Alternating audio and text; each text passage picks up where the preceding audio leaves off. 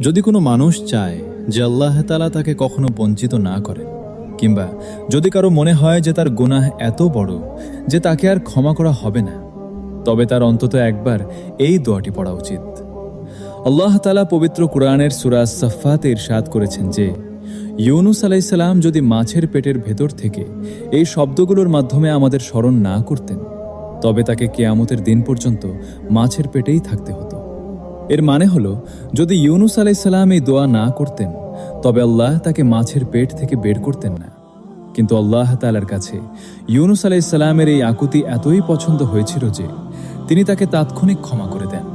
তাই কোনো মুমিন বান্দা যদি আল্লাহর কাছে ক্ষমা প্রার্থনা করতে চায়, তবে সে যেন অবশ্যই এই দোয়াটি পড়ে, লা ইলাহা ইল্লা আনতা সুবহানাকা ইন্নী কুনতু মিনাজ জালিমিন। আমার সাথে আবারও পড়ুন, লা ইলাহা ইল্লা আনতা সুবহানাকা ইন্নী কুনতু মিনাজ জালিমিন। এই দোয়াটিকে শুধু নিজের মনের মধ্যে সীমাবদ্ধ রাখবেন না, এটি আপনার বন্ধুদের এবং পরিবারের সবার কাছে পৌঁছে দিন। আর এই বার্তাটি সেভ করে রাখুন, যাতে যখনই মন ভারাক্রান্ত হয় আপনি এটি আবারও শুনতে পারেন এবং নিজেকে সামলাতে পারেন।